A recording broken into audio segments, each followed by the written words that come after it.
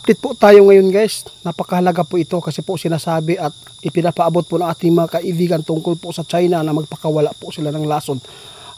Ipadaan po sa hangin. No, natatakot po yung mga tao sa ganyan. Gusto ko malaman po niyo guys kung ano po update nito, no? At saka kung kailan po ito mangyari at para po ay makapaghanda kayo. Ito po ang nakikita po ng ating kaibigan. Wala po si tatay mula nang mayroong nagpatanong tungkol po sa nag-viral na may mga miyembro daw ng kulto, no? Di ko muna yan manghusga, di muna tayo maghusga guys, no? Pinatingnan ko muna kung anong grupo ito. Kaibigan si Uto, gusto ko ipaabot natin sa mga kaibigan po natin sa social media kasi marami po nagtatanong. Oo. Kung saan po daw nila ipapadaan yung lason na yun, kung sakali man na mangyari yan. At ano po ang kanilang gagamitin para hindi po daw sila malinlang at saka makapaghanda po sila, mabantayan po nila ba kung ano man po ang nasa taas po ngayon.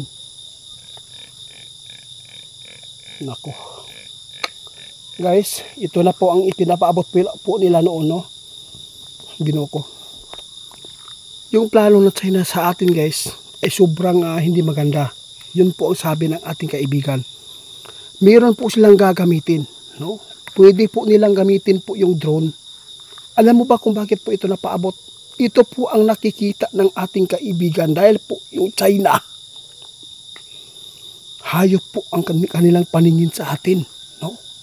Hindi tao ang kanilang turing sa atin. Dahil lang po sa sobrang gahaman nila, gusto po nilang pasakan nila po yung teritoryo natin. Kaya ito po ang dapat nating paghandaan. Pwede po nila ipadaan sa drone. Kasi mayroon po nag-comment sa atin guys, no? Na nasa Amerika. Pwede po nilang idaan sa balon, di ba? Tapos pag pumutok yan, ano po ang ilalabas po doon? Yung sinasabi na lason.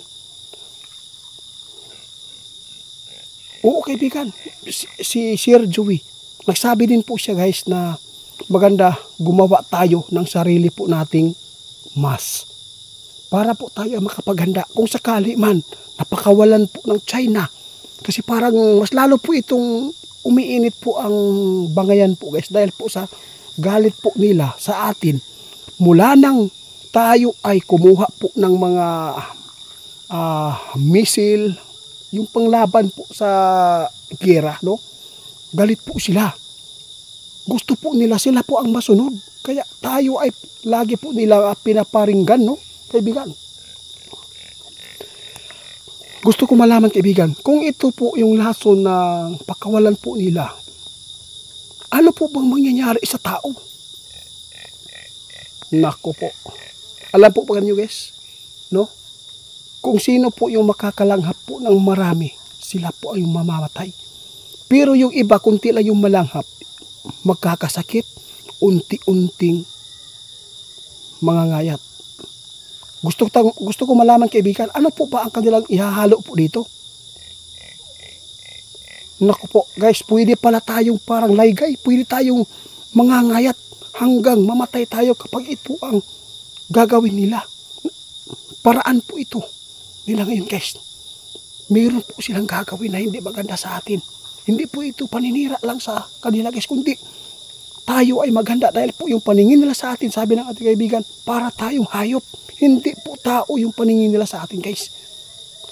Kaibigan, gusto ko malaman kung ano po ito na mga sangkap nila na nilalagay. Number 1 na po daw doon guys, yung cyanide. Nako, yung cyanide guys, sinasabi ng ating kaibigan, kapag ito ay malalanghap natin, kung hindi ka man mamatay, mamamatay ka unti-unti hanggang buto. Balat buto na lang ang matira sa'yo.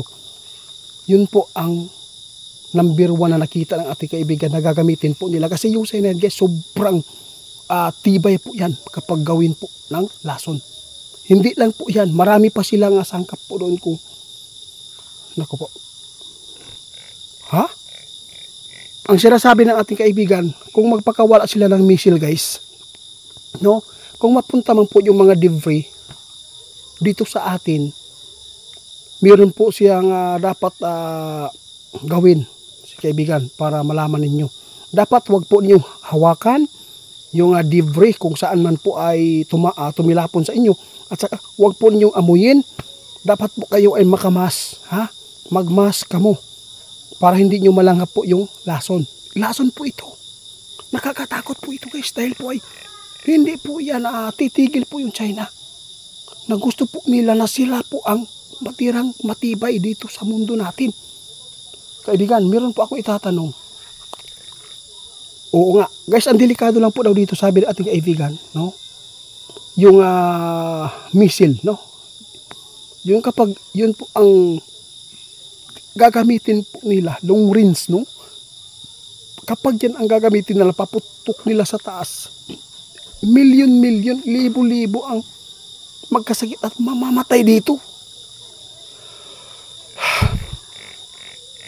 Payo ng ating kaibigan guys, mag-ingat kayo, ha?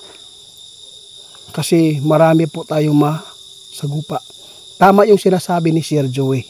Dapat po tayong gumawa ng sarili po nating mas kung sakali man mangyari na ang labanan po dito sa daigdig. Bansa versus bansa guys. No, yung mga hinulaan, mga prediksyon ng ating kaibigan tungkol po sa tulad po sa Marawi noon, nakita ng ating kaibigan. Mirot mangyayari yan. Hindi lang naditik ngayon na mayroong mga grupo na nakapasok dito sa atin. Dapat po tayo ay lagi maghanda. Magdasal. Yun po ang ating pasensya na po kayo kaibigan. Medyo maingay po yung mga tao dito kasi may mga bahay na po sa taas guys. No? Salamat po sa inyo guys ha. Siyoto. Kung sakali man na mayroon pong update na po tungkol sa kinatatakutan po ng taga Surigao, no? Agusan, saang lugar ito. Kung mayroon pong update, balikan, no? Kung kayo dito o doon po sa park, sabihin mo kay tatay mo ha. Oo, na gusto kong malaman po yung update kung sila po ba ay masama, no? Guys, maraming salamat sa inyo. Nasa inyo lang po ito, no? Hindi po kami nagsasabi na paniwalaan po ninyo ito, no? Ang sa amin lang, gagawin lang po namin yung ikakabuti. Yun lang po. Kaibigan, hindi ako magtatagal dito, no? Ako ay nagpapasalamat sa inyong tulong dahil po lahat po ng binabanggit at sinasabi po ninyo ay sobrang saludo ako dahil po lahat po ay yung iba nagpasalamat tayo hindi nangyari pero kadalasan nangyari po guys. Mag-ingat kayo sa sunog, ha? Hawa-hawa po yan. Liu Lindol, malapit na po daw yung lindol guys, sabi ng ating kaibigan. Mag-ingat lang po tayo lahat, no? Kung meron man kayong mga bahay po na matataas po na mga story dyan, dapat po kayo ay lumikas, labas. Hindi po lumikas na hantod-hantod, kundi ano lang, kapag nagyanig na, labas lang muna kayo, doon kayo sa labas. Salamat kaibigan, hindi ako magtatagal ito kasi uwi na po ako ha. Guys, abangan po ninyo mga update natin sa mangyayari pa sa ating mundo.